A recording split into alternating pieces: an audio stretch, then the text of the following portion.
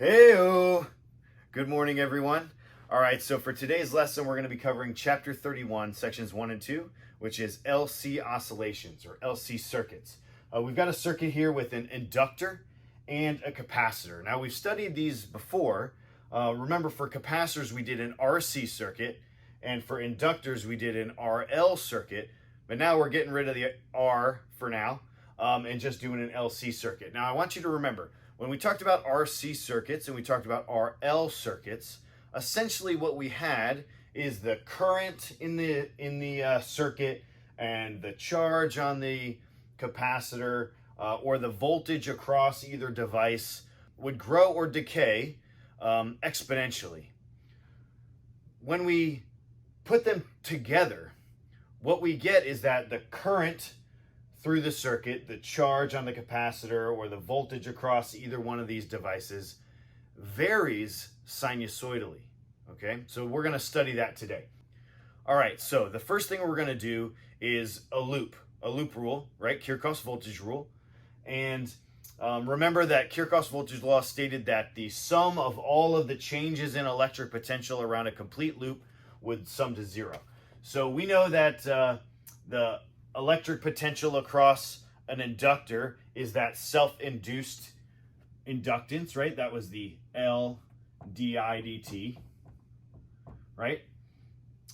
And we know that the voltage across a capacitor is a function of Q is equal to CV. Remember this proportional relationship. So the voltage across there would just be Q over C. All right, we set all of that equal to zero since there's only two devices in it. Now, what I want to do is I want you to recall that the current is merely the rate of change of charge, right? Remember current, the definition of current is the rate of change of charge. So the time derivative of current would be the second derivative of charge with respect to time. So I write that out. I've got the inductance. I've got the second derivative of charge, plus I'm going to put this as a 1 over C and then Q, right? Gets that variable there. And essentially what we end up with here is a differential equation with respect to charge. So I'm not going to go into the differential equations for you guys, but we solve this differential equation and we get an expression for charge that would meet these conditions. When we solve the differential equation, we get this expression with respect to time. The charge is equal to some max charge times the cosine of omega t plus phi.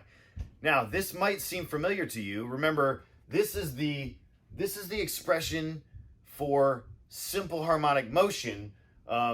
We just changed some of these variables out, right? For simple harmonic motion, we were talking about position, and this we're talking about charge. What that tells you is that charge behaves the same way as a simple harmonic oscillator would behave with respect to its displacement. Okay, it's gonna vary sinusoidally. In this case, it's a cosine. All right, so this is gonna be the charge on the capacitor at any given time. How can we find the current through the system at any given time? Well, we just said before that the current is the time derivative of charge. So if we take the derivative of this expression with respect to time, we get the following expression for current. All right, so we get this expression for current. We have negative omega, the angular frequency, times the maximum charge, times the sine of omega t plus phi. Now, these are the two governing equations for an LC circuit.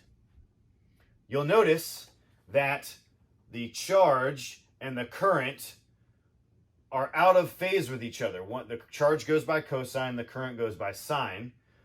So what we notice is that when the maximum charge is on the capacitor, we would have zero current. And when we have a maximum current, we would have zero charge. Right, the next thing I want to talk about is this omega, the angular frequency. Again, with respect to a simple harmonic oscillator, remember in a spring block oscillator, the frequency was a function of the mass and the spring constant. Similarly, in this case, the angular frequency is a function of inductance of the inductor and the capacitance of the capacitor. It is 1 over the square root of LC. All right, now how the circuit actually behaves, I explain in, there's a really great worksheet or a diagram about the current and the energy on the capacitor and in the inductor at different times. So I have a video on that, just go watch that. So I'm not going to get into that here. But what I do want to talk about is the energy in the capacitor or in the inductor as a function either of charge or current. All right, so the energy stored in the electric field of the capacitor or in the magnetic field of the inductor is given by these two expressions. We covered these in previous chapters. The energy in the capacitor is Q squared over 2C. The energy in the inductor, the magnetic field of the inductor, would be 1/2 Li squared, the inductance times the current squared. But we know that both charge and current vary with time. So we also know that the energy in the capacitor or the energy in the inductor will also vary with time. Let's just take these two expressions for charge and for current and plug them into our energy equations.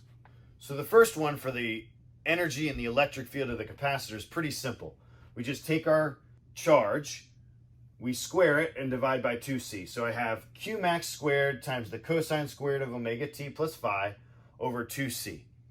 All right, what we see here is that for a maximum of charge, right, this would oscillate between 1 and -1. For a maximum of charge occurs when the cosine of all of this is 1, and we would just get Q squared over 2c. There's our maximum of energy.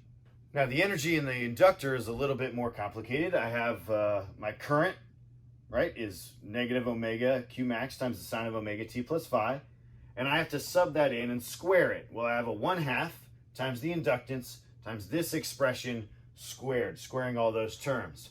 Now something interesting occurs if I sub in my expression for omega. Recall that omega was 1 over the square root of LC.